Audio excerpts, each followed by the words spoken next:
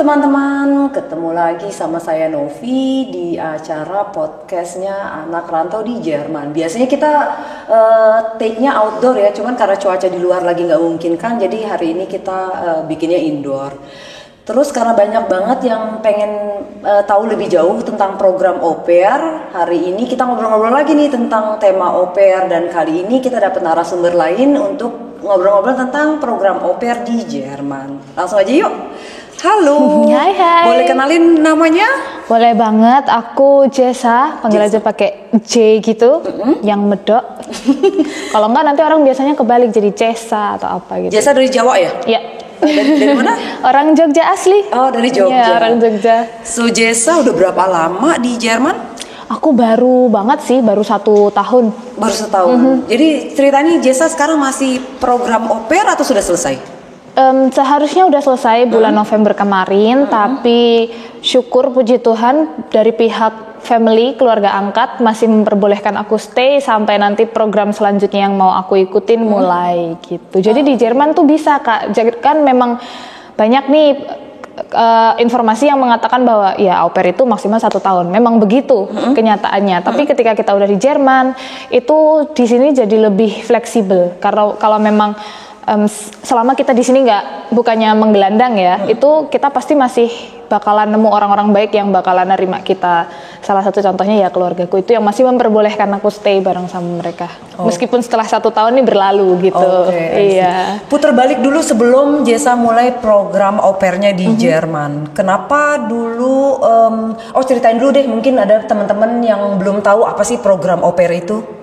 Program au pair itu pokoknya intinya adalah pertukaran budaya yang dilakuin antara negara satu dan lainnya. Terus kalau dalam kasusku ini orang Indonesia dengan orang Jerman sebagai keluarga angkat. Itu yang pasti bener-bener itu tukar budaya dan tukar bahasa. Itu yang udah pasti. Dengan kewajiban yang perlu kita lakuin juga, ya itu tadi, kita kan anak angkatnya mereka. Jadi ya tentu saja kita harus bantu-bantu mereka sedikit di rumah sambil kita punya adik angkat nih gitu. Jadi kita jadi temennya adik-adik kita ini, bantuin mereka segala macam, pokoknya tetek bengek yang kecil-kecil. Dan secara tidak langsung kamu juga bisa belajar bahasa dari mereka. Bener banget itu. So dulu ceritanya gimana ya? Kalau yang setahu aku program au pair itu nggak cuma di Jerman kan, bisa juga ke beberapa negara yang lain. Kenapa dulu Jessa memilih negara Jerman? Salah satu alasannya aku nggak tahu ya apakah ini tuh sebuah fakta atau misalnya ada data statistik atau apa, tapi banyak aku dengar bahwa salah satu negara yang paling terbuka atas kedatangan budaya Indonesia itu salah satunya kalau nggak salah nih Jerman tentu aja karena aku di sini. Yang kedua Prancis. Aku itu juga beberapa kali dengar yang orang-orang Indonesia jadi au pair di Prancis itu juga lumayan banyak. Dan syaratnya juga mirip-mirip kayak minimal sertifikat bahasanya level bahasanya di A1 kayak gitu-gitu. Tapi untuk pengurusan masalah yang dokumen atau apa itu masing-masing negara pasti beda. Cuma itu tadi untuk kedatangan orang Indonesia tuh ke Jerman relatif lebih mudah gitu. Kamu udah bagus banget tuh tadi udah nyebutin soal syarat-syarat. Boleh diceritain nggak syarat-syarat untuk bisa join program au pair di Jerman itu seperti apa ya? Pokoknya nomor 1 bahasa itu terserah sih.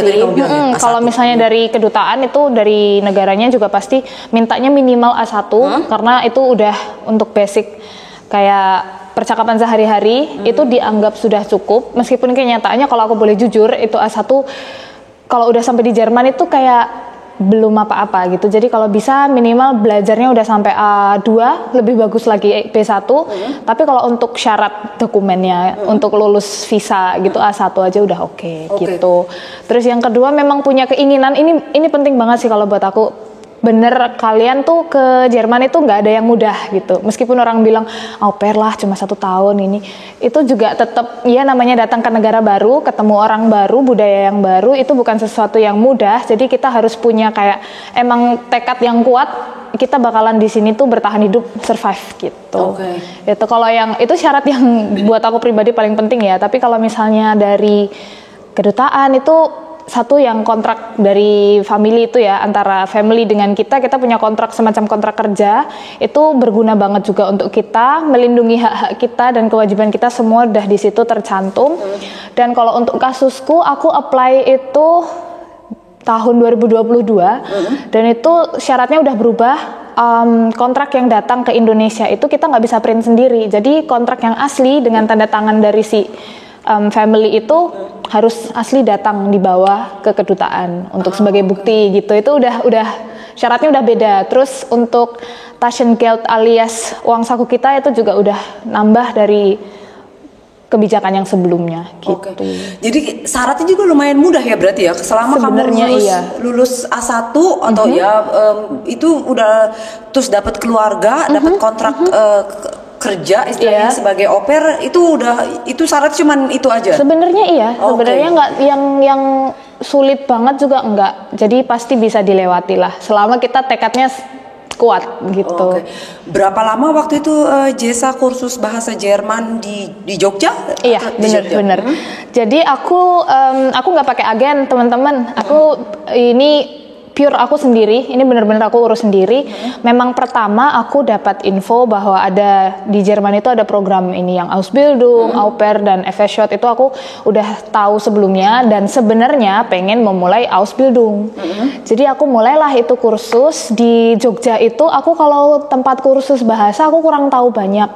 Tapi kebetulan di Jogja itu ada Universitas Negeri Yogyakarta yang dia punya program studi pendidikan bahasa Jerman yang lulusannya bagus-bagus. Nah, aku dapat guru tuh dari situ. Terus beliau juga, jadi kelas aku itu kelas semi privat gitu. Waktu itu aku cuma bertiga sama teman-teman aku. Beliau ngajarin kami sampai B1.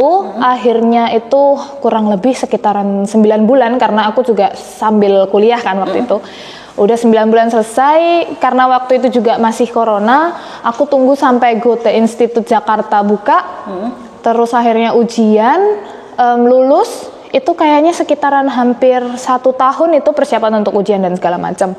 Kalau untuk dari cari keluarga sampai akhirnya visa dapet, itu sekitaran 4-6 bulan ya, hampir setengah tahun gitu. Jadi ya proses untuk sampai ke Jerman buat aku kurang lebih 1,5 tahunan gitu. Jadi kamu semuanya ngurus sendiri ya, termasuk cari keluarga? Bener. Nah ini, kalau dari teman-teman yang misalnya punya kelebihan atau kekurangan waktu, bisa banget cari agen. Itu juga banyak agen yang terpercaya, cuma jangan langsung gampang ke makan iklan itu tadi karena kan banyak juga ya.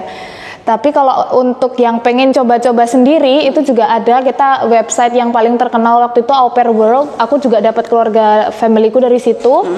Dan tips yang bisa aku kasih ya pokoknya kalau memang kita mau ke Jerman, berusaha untuk sebisa mungkin profil kita dibikin semenarik mungkin dengan bahasa Jerman gitu. Jadi memang apa ya, ketertarikan kita, hobi-hobi kita, jadwal kita setiap hari sehari-hari itu gimana, Tagesablaufnya gitu kan.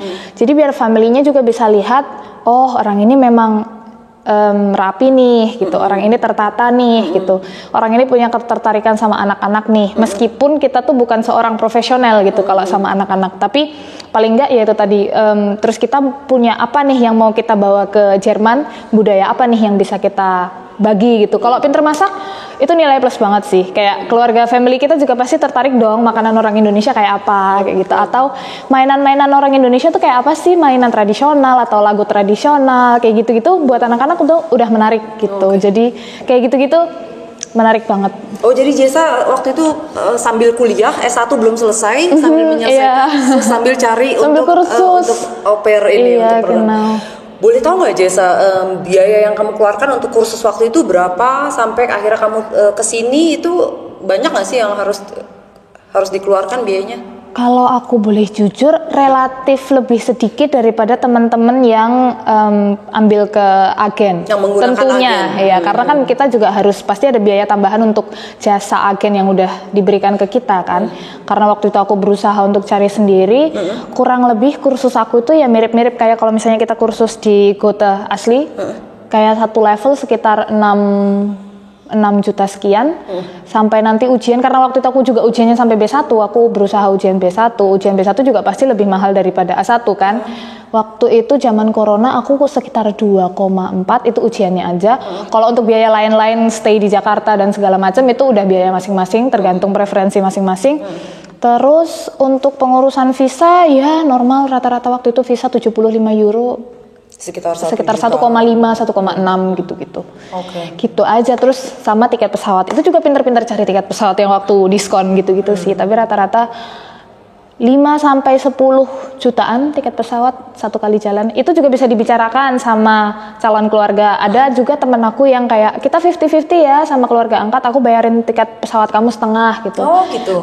Ada yang juga aku bayar kayak aku bayar tiket pesawat aku 100%, tapi karena waktu itu turunnya di Frankfurt, setelah itu aku harus ke Braunschweig. Gas muter aku atau ibu angkatku dia bayarin tiket keretaku gitu. Okay. Jadi emang itu masing-masing family. Itu soal negosiasi atau compromising. Jadi kita ya oke lah Jessa, aku nggak bisa bayarin tiket pesawat kamu, tapi tiket keretanya aku yang bayarin ya gitu. Kemurahan hati masing-masing gitu. Tapi kayak gitu bisa ditanya di depan gitu, misalnya kamu sebagai orang Indonesia yang mau join program au pair, tanya terbuka aja gitu dengan keluarga. Boleh ini banget, kira-kira justru. Apakah kalian bisa cover setengah dari biaya pesawat gitu, itu bisa ditanya. Itu mending ditanyain di awal, bener sih gitu. Buka-bukaan aja ya. Iya, mending buka-bukaan aja. Oke. Terus jadi kamu tuh waktu lulus bahasa ceritain deh, Jerman itu kan terkenal sebagai salah satu yang cukup sulit ya di dunia. Iya. Kamu gimana waktu itu? Apakah kamu harus mengulang lagi atau Waktu sekali belajar jalan kursus langsung ya. lulus atau gimana? Kalau untuk belajar bahasa Jerman A1 A2 oke. Merasa kayak wah aku bisa nih bahasa Jerman. Oke. Begitu udah sampai B1 nih, baru tuh keluar segala genitif apa. Itu nanti kalau misalnya teman-teman belajar pasti langsung tahu. Dan memang bahasa Jerman itu bukan bahasa yang mudah, tapi itu memang balik lagi ke niatnya teman-teman masing-masing sekuat apa, karena setiap kita mau ya pasti bakalan ada jalan gitu kan. Dengan belajar juga, belajar masing-masing orang juga kan tipenya beda-beda. Tapi aku syukurnya aku itu suka belajar bahasa. Dan aku kayak istilahnya maksudnya kalau buat aku pribadi dengan aku belajar bahasa Jerman, bahasa Inggrisku juga semakin bagus. Kalau yang aku rasain ya, karena kan aku mencoba untuk bahasa Jerman yang aku nggak ngerti, aku translate ke bahasa Inggris gitu. Jadi aku sekalian memperbaiki bahasa Inggris aku. Terus juga aku sering cari-cari teman-teman buat tandem bahasa nih kan, buat tuker-tuker bahasa online dan offline gitu aku cari, karena ini kan turis di Jerman yang datang ke Jogja itu juga lumayan banyak. Iya, jadi itu menarik juga sih. Jadi dari komunitas bisa ketemu di banyak tempat ya, komunitas kampus, komunitas gereja waktu itu aku juga ketemu. Terus ya kalau misalnya online ya cuma tinggal hati-hati aja carinya ya dari tandem partner gitu kan, bukan cari dari aplikasi lain gitu kan. Itu menarik buat aku karena ya itu tadi sambil kita ngobrol, sambil aku nanya-nanya tentang Ausbildung, sambil nanya-nanya tentang au pair gitu. Itu menurut aku sangat membantu untuk mengembangkan bahasaku gitu. Sampai sini juga masih susah sih ngomong bahasa Jerman juga, tapi kalau udah nyemplung pasti makin lancar. Iya, pasti makin lancar. Oke. Terus dari waktu dari Au Pair World, kamu seberapa jauh dibantu sama mereka sampai kamu tiba di Jerman? Atau kamu semua sama cuman dapat informasi dari Au Pair World, terus kamu ke Jerman, dan kenapa memilih kota Braunschweig kalau boleh tahu? Waktu itu sebenarnya aku untuk kotanya memang aku spesifik nggak pengen di kota besar seperti Berlin atau Frankfurt. Oh itu bisa milih ya di website. Jadi kita itu bisa milih. Bisa terus. Tapi kalau untuk spesifik pengennya kota apa dan kenapa tiba di Braunschweig? Karena pertamanya ya sama family ini nyambung. Terus begitu aku cari-cari, oh dia tinggalnya di Braunschweig. Terus aku si calon family aku ini juga jelasin, Braunschweig itu kotanya sebenarnya nggak besar dan nggak kecil, tapi di sini apa-apa ada. Terus kayak supermarket Asia atau restoran Asia itu di sini banyak, karena buat mereka juga kamu pasti nanti 1 kali 2 kali pasti kangen lah makanan Asia, makanan Indonesia. Jadi aku juga pengen kayak istilahnya kasih kamu tenang aja, di sini tuh semuanya accessible, bisa diakses lah, mudah diakses untuk kamu gitu. Dan Ya gimana, begitu udah di sini selama 1 tahun ya jatuh cinta juga kok sama Braunschweig. Memang kotanya menyenangkan, tidak besar dan tidak kecil, sesuai ekspektasi, bahkan lebih. Good. Tadi Jessa nyebutin soal uang saku. Sebagai au pair itu kamu dikasih atau diberikan uang saku setiap bulan? Betul. Boleh tahu jumlahnya berapa, Jessa? Apakah itu standar buat semua au pair yang ada di Jerman atau beda-beda setiap keluarga? So, kalau aku boleh bilang di kontrak yang itu tadi yang kita butuhin itu tertera di situ bahwa minimal sekarang ya yang terbaru 280 euro per bulan. Per bulan. Tapi itu juga masing-masing keluarga beda-beda. Ada yang memang kan kita kan juga punya apa sih namanya? Job desk kita masing-masing ya. Kalau misalnya kita udah melakukan apa yang seharusnya bukan job desk kita, itu ada juga tipe keluarga yang karena aku minta tolong kamu bantuin apa yang lain, ini passion guild kamu aku kasih lebih, gitu juga ada. Atau ya emang pengen ngasih lebih gitu, misalnya nanti aku pengen liburan nih, terus kadang-kadang gas family juga yang kayak mau liburan ya udah nih aku tambahin uang jajan kamu, gitu juga ada gitu. Tapi itu di luar, tapi tertulis di kontrak itu 280 euro per bulan yang kamu berhak dapatkan gitu. Betul. Dan itu ditentukan sama si Au Pair World itu. Itu rata-rata itu maksudnya itu jumlah minimal yang harus diterima semua au pair yang ada di Jerman gitu. Untuk lebihnya itu kemurahan hati masing-masing itu tadi, tapi nggak boleh kurang dari 280. Terus tadi Jessa waktu di awal nyebutin juga bahwa sebenarnya program au pair itu untuk pertukaran budaya dan bahasa. Berarti Jessa di sini juga sekolah bahasa? Iya. Aku di sini sekolah bahasa dan aku puji Tuhan karena udah bawa B1 dari Indonesia, aku di sini dikursusin B2. Dan itu udah, maksudnya aku merasa itu berguna banget sih. Dan biaya yang meng-cover adalah keluarga? Iya, betul. Itu memang salah satu hak kita yang harus kita terima selama jadi au pair, kita harus kursus bahasa. Karena ya kalau misalnya kita nggak kursus bahasa, nggak tercapai dong tujuan au pair ini gitu. Itu kursus bahasa Jessa cari sendiri di institusi mana kamu mau kursus bahasa itu atau keluarga yang cariin semua? Kita sama-sama nyari sih, jadi kayak keluarga kasih, ini ada pilihan nih kalau di Braunschweig mau kursus di sini bisa, kamu pilih Jessa mau kursus yang mana. Ya udah, akhirnya aku pilih kursus online waktu itu 3 kali seminggu. Online karena pandemi atau karena kamu maunya distance learning gitu? Kebetulan kalau misalnya aku mau datang ke tempat kursus, itu waktunya nggak cocok sama jadwal Tagesablauf kita di rumah gitu. Adanya Nachmittag, sementara Nachmittag anak-anak butuh saya gitu. Sore gitu anak-anak butuh aku gitu. Jadi aku nggak bisa kursus keluar. Pagi-pagi nggak ada? Nggak ada gitu sayangnya. Jessa tadi nyebutin tinggal di keluarga, harus membantu di rumah dengan anak-anak. Boleh ceritain tugas-tugas utama sebagai seorang au pair di Jerman itu apa aja ya?